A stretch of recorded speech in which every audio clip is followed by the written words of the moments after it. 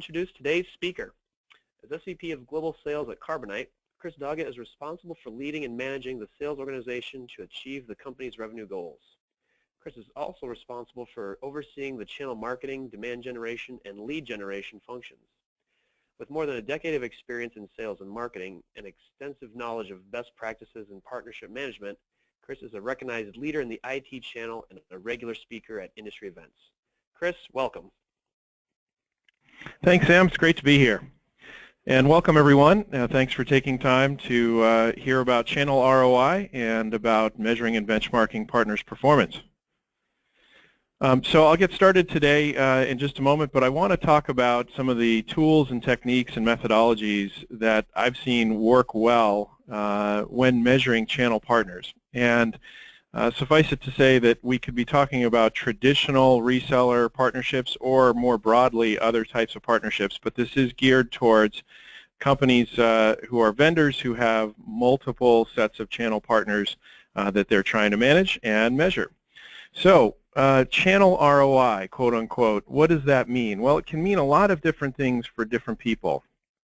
Channel ROI really, for most companies, is about, in general, the return that they're getting on their investment in partnerships. But that can vary a lot depending on the type of company. Some companies are exclusively 100% channel, and that is their route to market. And other companies, for example, the channel is one of several routes to market that they may use and may be an avenue to access new customers or a way to lower acquisition costs. So obviously, things vary quite a bit depending on your business model and the maturity of your business. But in general, we're going to be talking about how do we gauge the value of the investments that we're putting into the channel, and how do we gauge partners versus where they are with other versus other partners and with your partnership. So first and foremost, where do we start? Well, the most important thing to do is to start by recognizing what measurement capabilities you have available in-house. You have to make sure that you've got whatever the measurement or the metric is that you're going to use, that you have the ability to measure it accurately and consistently across different partners. And usually one of the things you want to do is you want to start with something that's clear and easy for everybody to understand so that you can establish uniform expectations within your company and then build up the model, so to speak, from there as time goes on. This is usually measuring partner performance and benchmarking is usually something that evolves over time, and it's better to start clear and simple than to try to go big or go home. I've seen some companies that try to measure lots of different metrics and have a very complicated balanced scorecard approach or complicated approach, and it's really best to start with a simple framework and then build it up from there. So that's what I'll be talking about today. One size usually doesn't fit all partners. So you need to be, when you're choosing metrics, you need to be thinking about metrics that are applicable across partners and different life cycle stages of the partner. But you also need to recognize that there may be examples where it doesn't fit a particular partner and you need to allow for that as well. Usually the management team of most companies that I've seen is looking for a single measure, and so if you can distill it down to something that's easily referred to and compared across partners, that's a good thing. But needless to say, it's important to spend time focusing on which metric or metrics you're going to use and why. And there's a book that I've referred a lot of folks to, which I find particularly helpful in general in terms of sales management, which you see here, called the Cracking the Sales Management Code by Jason Jordan. And it's a really good book, a really good method for distilling down what are the important metrics in any business vis-a-vis sales and marketing, and how to separate things which are business outcomes versus specific activity-based metrics which will lead to the business outcome that you want. So that's something I recommend if you're grappling with different types of metrics that you may want to look at. But let's jump right into the framework, the approach that I'm going to talk about for most of the presentation today. And you can start out with something that's a very simple 2x2 chart. Now, why would we use a chart versus just a formula? Well, I'll get into that in more depth in a minute, but we want to be able to look at different partners and compare them, and a visual chart is usually a good way to do that. On the vertical axis, you'll see here, I've got labeled partner revenue, but it could be partner return as well. It doesn't have to be revenue. It could be whatever the benefit that's coming out of the partnership to your company is. And on the horizontal axis is the investment level. And I'll talk more about the different types of metrics that you can use for either of these axes. But it's a really simple way of looking at ROI, at return on investment, because you've got the return and you've got the investment level. In terms of total revenue, that's usually the easiest place for companies to start when they're measuring the return or the value of a partnership. And in partner revenue, you can use a number of different measures. You could be looking just at the total sales that a partner has. You could be looking at the new business that the partner is generating only, excluding renewals, for example. You could be even more focused and focus on the new business that is originated by the partner, what I like to call partner-originated new business. You could also be looking at a different revenue measure, looking at the growth rate of different partners as a percentage basis. An annual growth rate is often something that's very important to companies when they're going to market with partners and setting expectations.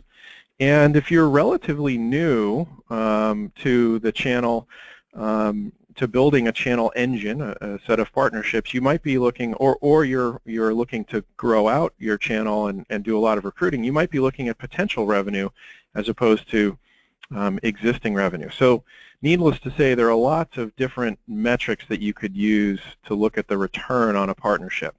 So that's one axis. Now, if we're looking at the investment side of things, the horizontal axis, it's important to note that there are lots of different things that you and your company could do to invest in a partnership.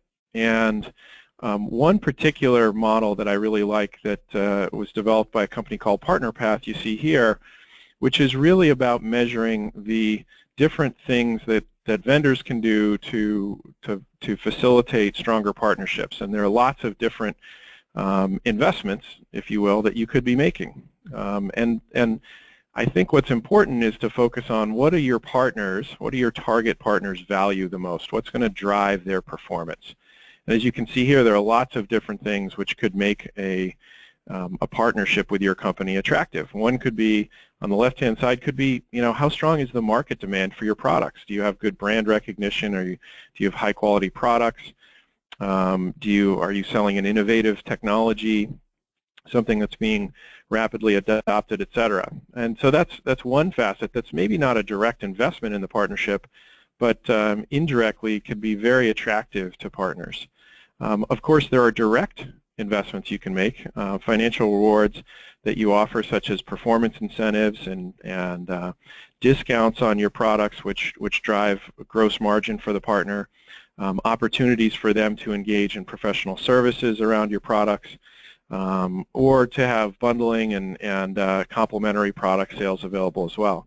So as you can see here, there are a variety of different things that you can do to drive channel partnerships, and it's important when you're thinking about establishing a framework for measuring ROI to focus on the things that you think are going to be the biggest drivers for the types of partners that you're trying to attract, and choose one or two or a few of these metrics to go into the investment side of the equation.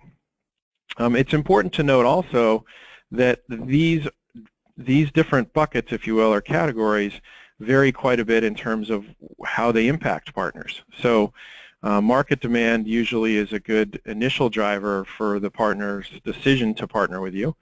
Financial rewards are really usually structured as motivators to drive more sales. Program support is more about enabling your partner to sell. The relationship side of the equation is what helps to perpetuate the selling. Ease of doing business is what often helps to expand the selling. The easier it is to sell your products, the more often the sales reps at the partners will sell it.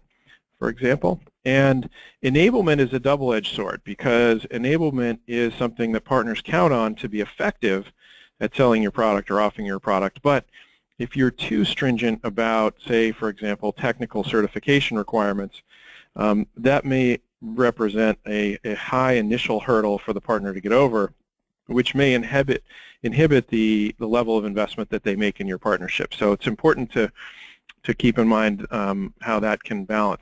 But needless to say, as you're thinking about investments that you're making in the partnership and measures, and tying that back to ROI, you need to think carefully about what the time frames are on the investment versus the return, and what you're doing to drive the partnership and how it relates to the return that you're expecting. And these are just some good examples of things that you might want to measure.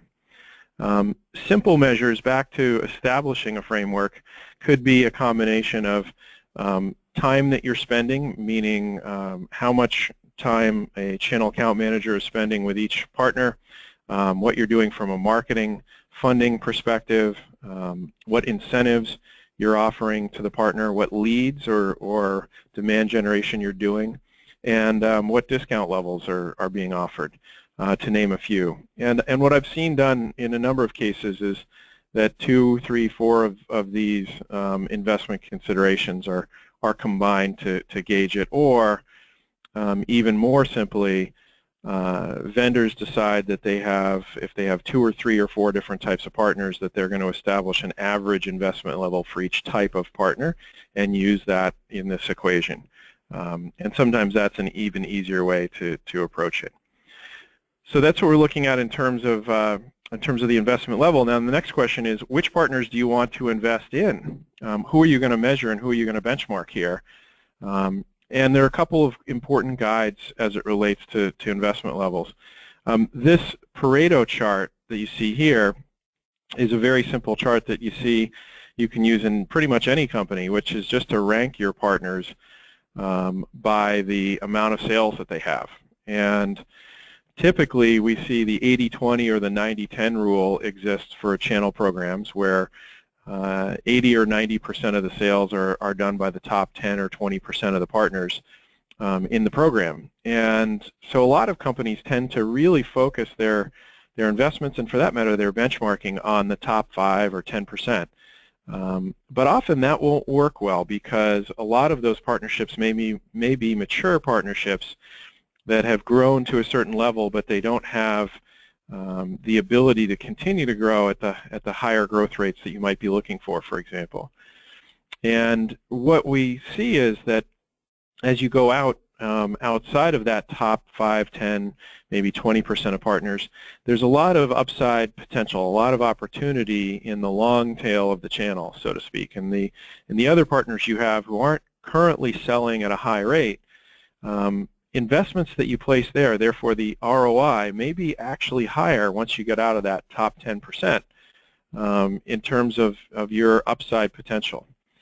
And in fact, what this chart shows, the light green portion of the chart, is an example of actual partner rankings, and the dark green is what the desired level could be. And it's sometimes easier to grow your second 20% at a higher growth rate by doing enablement and engagement investments than it is to get the very, very top partners to sell even more. And so that's an important consideration when you're considering partner investments. So what should it look like when you get done with this process? Well, if you take whether it's your top 10% of your partners or all of your partners or something in between, and you plot them on this chart, you're going to see something that looks approximately like what you see here, which is their scatter plot all over the place in terms of investment level. And the name of the game is, of course, that you're doing a partnership. So the return and the investment should be somewhat balanced, and therefore your goal is to have most of the partnerships be on this inside of this green oval here, where your partner and your company are getting equal return out of it. Now, that doesn't mean it's 1-to-1, by the way.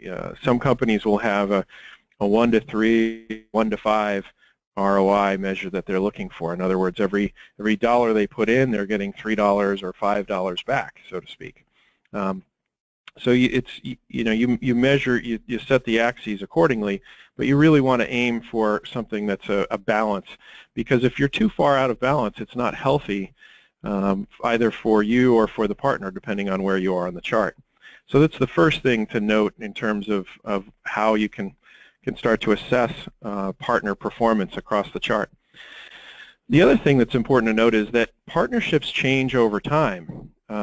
So the expectation that you have for a partner when you first sign up with them should be very different than after you've been doing business together for several months or several years, for that matter, and you've made more substantial investments in the partnership. So this is not a static view, and that's where the 2x2 chart can be very useful, because you can actually look at a given partner and track their progress and where they've gone over time, if you so choose, and that can be very telling in terms of the health of the partnership.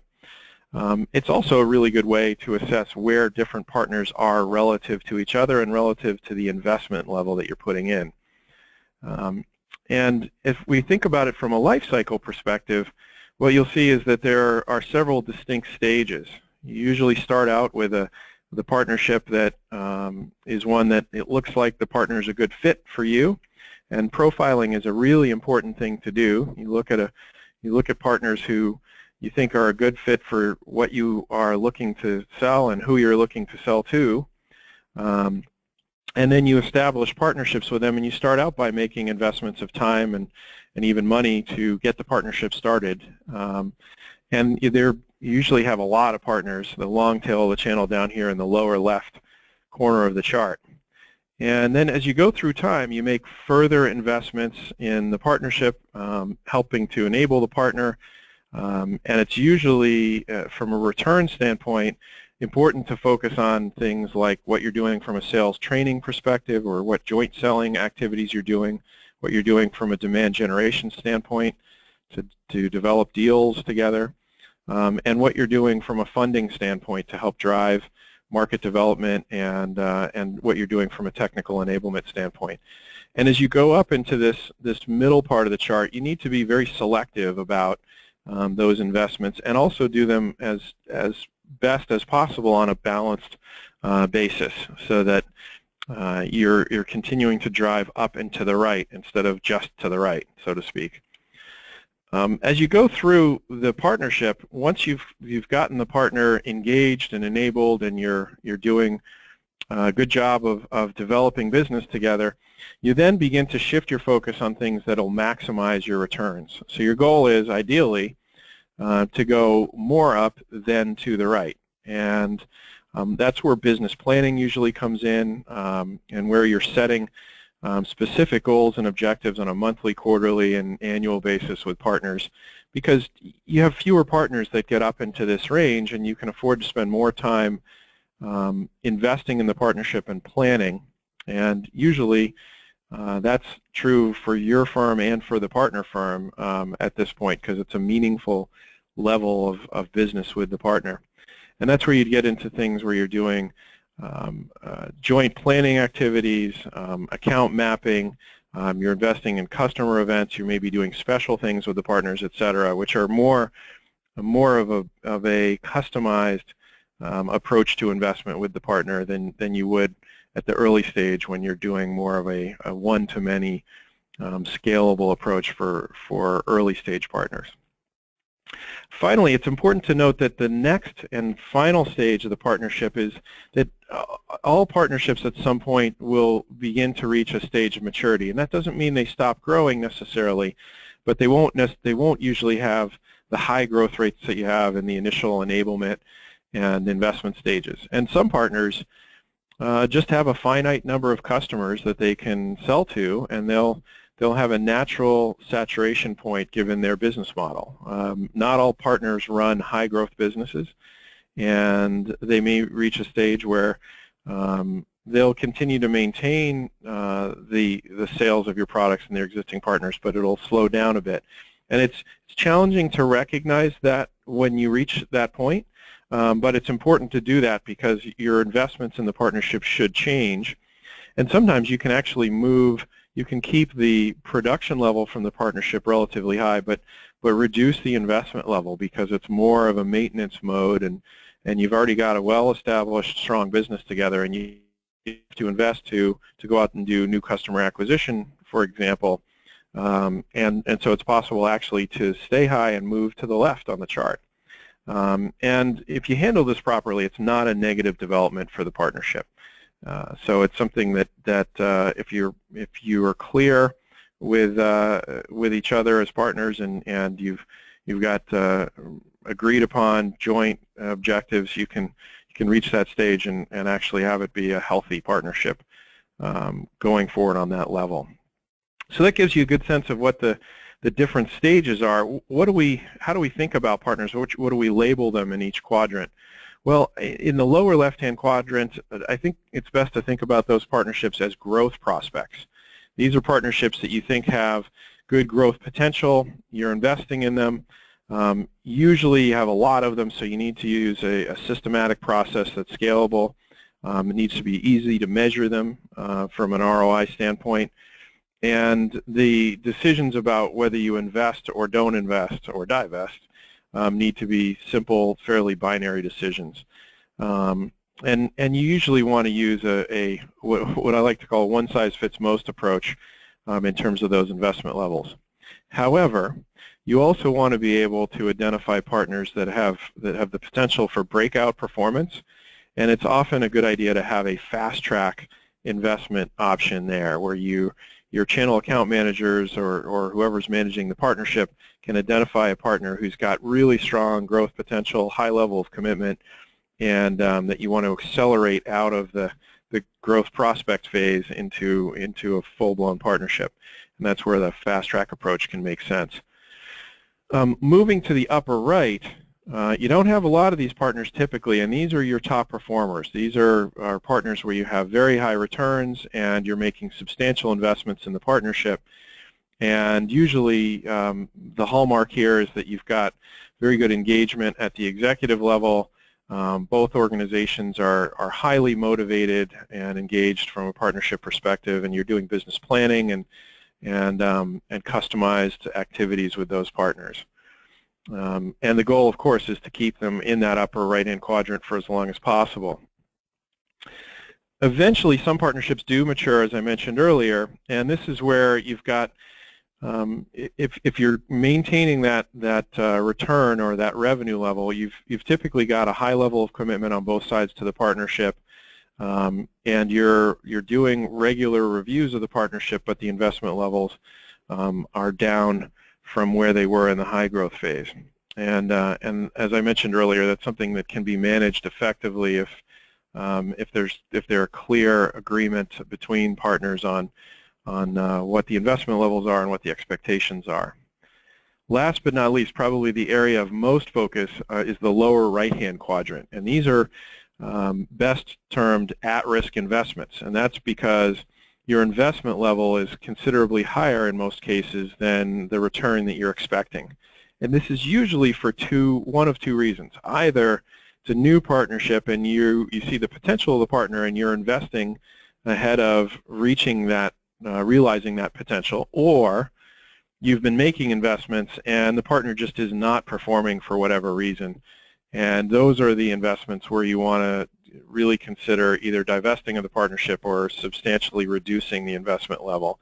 And it's really important to be clear both within your company and with your partner about what the expectations are and about the need to move out of that at-risk zone into the middle or upper part of the table here. So that's a quick overview on the framework and the approach that you can use with partners to measure performance. Let's look at a couple of the more advanced metrics and KPIs that you can use, key performance indicators that you can use, because of course you can, as you get more sophisticated with the ROI measure, you can add metrics in, assuming again that you can manage you can measure them accurately and that you can manage expectations around those both inside of your organization and outside. In terms of sales, marketing and sales activities are usually the most common focus for for what you're going to be measuring here. And you could be measuring things like how high is the participation at events, or how much penetration do campaigns, call or email or web campaigns that you're running with the partner. What's the volume and return that you're getting on lead generation or deal registration volumes? That's another one. And of course, a lot of companies look at pipeline generated versus what they've put into it. And so there are a number of different measures you can look at from a marketing investment and return standpoint. In terms of sales activities, it's really important to look at the level of rep engagement between firms. If a firm has 10 sales reps, for example, how many of those sales reps, what percentage of that population do you have engagement with? And that's a good gauge in terms of the overall level of involvement and upside for that partnership. You can obviously look beyond that at others within the organization, whether they're executives or sales engineers. And it's also important to look at what the partner-originated pipeline or revenues are that are coming from that partner. And on their side of things, how good a job or not are they doing at maintaining strong gross profit margins, because that's obviously an important factor for their business. And you know, so there are a number of different activity-based metrics that you can look at. I mentioned quite a bit earlier about doing business planning and reviews and things of that nature, and I think those tend to vary depending on where partners are in the matrix. For top performers, you're usually going to have a business plan that you're operating against because you're doing some customized investments. In the at-risk category, you're going to be doing some business reviews. You're going to establish where the partnership is falling short and what the expectations are to get it back on track, and you're going to be reviewing against those specific metrics. With growth prospects, usually the focus is on what pipeline you're developing together and what you're going to do to generate more business. And then mature partnerships usually have longer-term business reviews, looking at the general trend of and health of the business over time, and those might be quarterly or annual business reviews. And I think it's important to have multiple folks in both organizations involved in the planning process. It shouldn't just be a channel account manager who's involved on your side, but in fact should involve other stakeholders in the process. And the same goes on the partnership side. It's important to have multiple folks involved, whether they're the owner of the business or sales management team members or marketing leaders, etc., involved. So how often do you measure different metrics? Well, usually you see companies measuring things like transaction volume on a daily basis, doing reviews of large deals on a weekly or monthly basis. Pipeline or forecast reviews are often monthly, sometimes quarterly. Marketing plans, I think, are best done on a quarterly basis, planning ahead for the next quarter. And then when you're looking at a business plan or overall sales results, that again can be quarterly or annual business reviews that are usually the best time frame for that. In terms of developing a business plan and scorecard with your partner, here are some of the metrics and factors that I think usually come into play.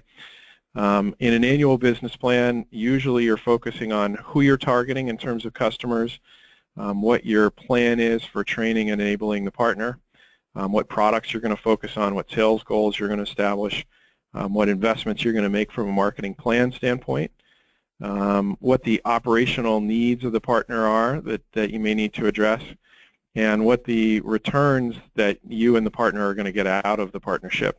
It's important to have in the plan both your returns and the partners, and to be able to compare those over.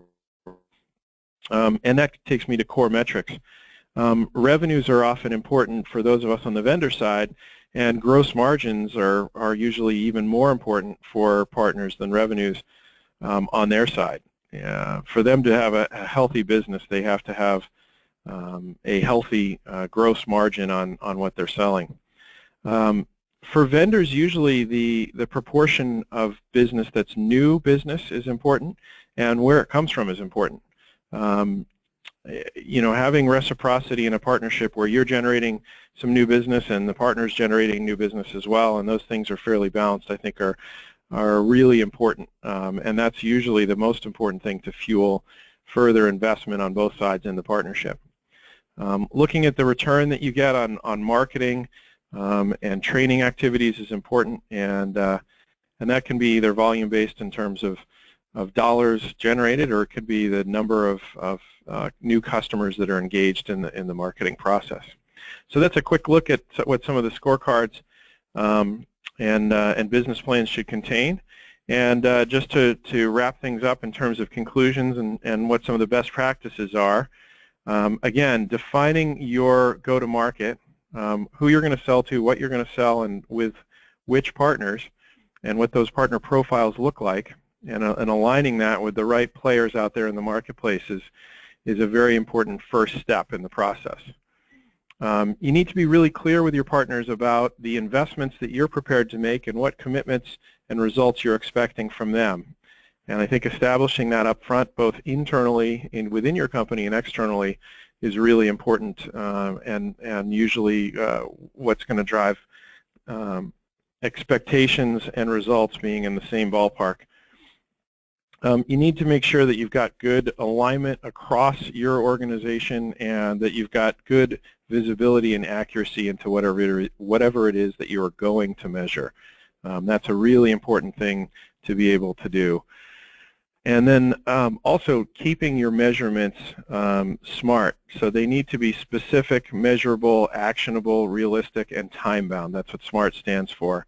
And they need to be focused on execution. The more they're focused on the specific activities that lead to the outcomes that you're looking for, usually the better off you are. Planning is really important, and you need to plan for what you're going to do in the future, then measure it, and then take action accordingly, and make sure you have good alignment between you and the partner. And finally, you really need to foster that concept of reciprocity that I mentioned. A true partnership has investments on both sides, and it's important to know what those are and to be able to measure the return that each partner is getting on the investment, and to be able to really be transparent with your partner and hold them accountable to what you agree to. So those are the things which I think are most important in a quick overview. As Sam mentioned, we will make the slides available, and I'd be happy to take any questions. Awesome. Thank you, Chris. Yes, we will indeed open up for questions, and anyone who might have missed it in our introduction, if you'd like to ask a question, you can use a chat window located in the lower right-hand corner of your screen. One question that came in, Chris, how have you seen ROI measures be used internally at your company, and what do you recommend for first-timers? Well, I think ROI usually for folks who are not living day in and day out on the channel tends to be fairly simplistic, and you need to recognize that sales leaders or executives in the company are ultimately concerned usually with growth and profitability. So growth is about that return on investment, and usually it's either overall bookings, or more specifically, I think a best practice is to be able to point to the incremental sales that your partners are generating, and that's the partner-originated bookings side of things. And the profitability portion is about, what are you investing? What's the cost of customer acquisition usually? And what are you putting into the partnership, and how much is it producing? And so I think it's important to note when you're looking at those costs, the direct investments in specific partnerships, because if you're looking at what a partner generates in terms of new business, you really want to look at what are the specific investments we've made in that partner, and that often can start out with simple things like what marketing investments are you making, how many leads, what are you giving the partner in terms of leads, to that reciprocity concept, etc. So I would start out with incremental business from the partnership and incremental investments into the partnership as a good core measure. Great. Chris, could you clarify what you mean by the KPI of leads deal reg registration? Yes. Leads and deal registration, and I think you saw a couple of slides there with that. Leads are, what I meant in that case are what are the leads that you're generating, or what funding are you doing to generate leads for your partner, and what are they bringing back to you directly in terms of incremental business. And one of the simple ways to measure incremental new business from the partner is deal registration. Most companies will have some form of a deal registration program in place, and those are typically programs whereby the partner can identify a new opportunity with a customer and register that opportunity with the vendor. And of course, the vendor approves that registration typically if it's a net new opportunity, if it's not an opportunity that's already being worked on by another partner or by the company. And so if you look at the balance between leads given and deal registration, that can be a good thing to look at in terms of return. For that matter, you can also look at those metrics individually as returns. It could be leads coming from the partner as well that you could measure. So hopefully that answers the question. But generally speaking, deal registration and leads given to the partners are part of that quid pro quo, part of that reciprocity that I was referring to earlier. Yep, I checked in, and that answered the question very well, so thank you for that, Chris. In terms of partner incentives, which ones are the best motivators for salespeople? Good question. I think I actually have a slide on that in the appendix. That's a question that comes up a lot because there are a lot of different incentives you can put in to partnerships, and they drive different behavior from different people within your partner's organization. So typically when you're looking at, and I'll just cover the whole stack here, if you have the owner or the manager, could be a sales manager or the leader of sales for the business, but somebody who's got an executive stake in the business or an ownership stake in the business, rebates are an important driver because those essentially drop to the bottom line in terms of profitability. And that's very different. So rebates generally won't influence salespeople. Instead, with salespeople, to that question, you want to look at things like SPIFs, which are incentives for salespeople that you put in place who do certain things. Typically, we see SPIFs around deal registration programs, for example. Discounts or special discounts that are available, which can help to increase the gross margin, which is typically what sales reps are paid on at our partners. And then the quid pro quo I mentioned, which is, you essentially the concept of you bring me a deal, I'll bring you a deal. And those three things are probably the biggest drivers for sales reps and individually in their performance. And of course, you've got others in the organization to think about in terms of your investments with folks who are responsible for marketing at your partner. Usually the market development funds or the investments you're making in joint marketing are something they are measured on. At large partners, they will actually have pay-to-play programs, so they'll have different marketing programs that they want you to invest in, and those individuals will be assessed on their ability to engage vendors in those programs.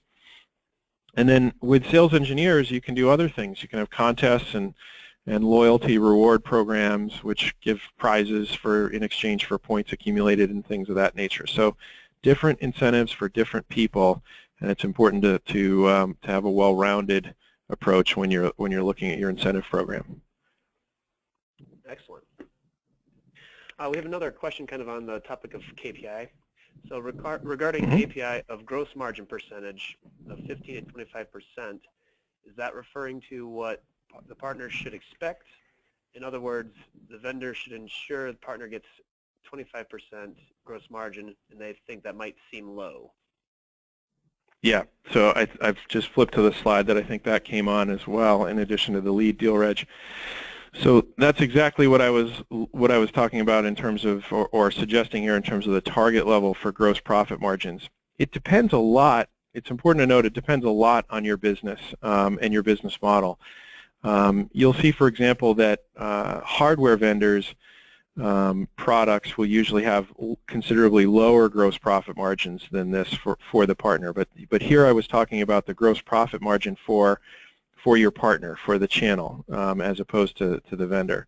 So, for channel partners who are selling hardware, they might be in the 5, 10, or maybe as high as 15% range on hardware.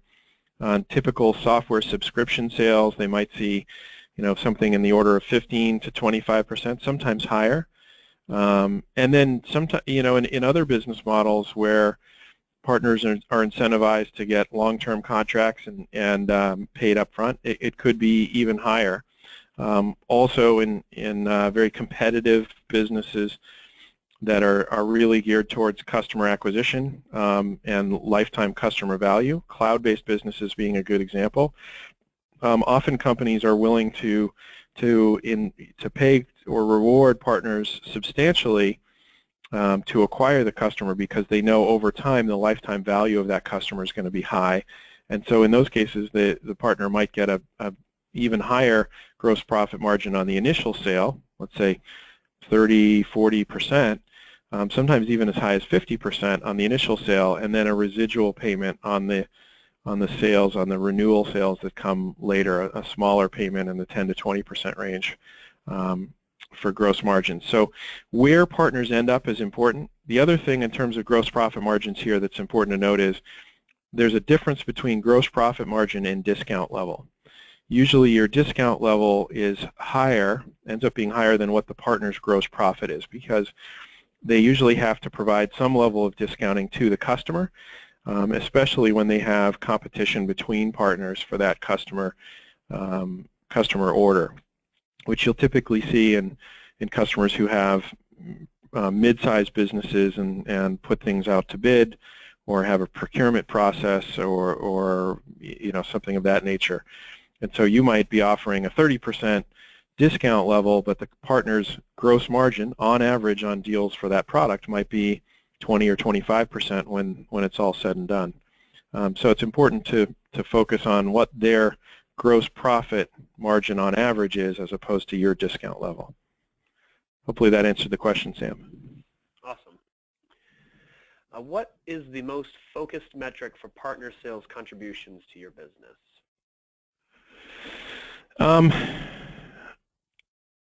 I think I think it depends a lot on your business model, but I think the most important thing to focus on is what you've heard me say a couple of times already, which is to focus on the incremental business that your partners are generating.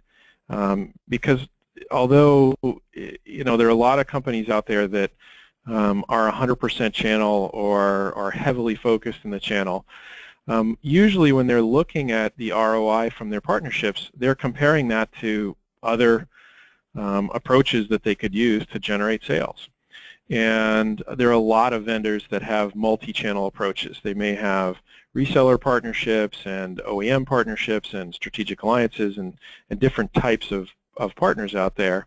And usually when you're looking at ROI, you want to look at the reason why you're looking at it is you're wondering, how much am I getting out of this option versus that option? And so the answer to the question would be to go back to what I've talked about quite a bit already, which is either the incremental sales from partners, or maybe even more focused is partner-originated new business.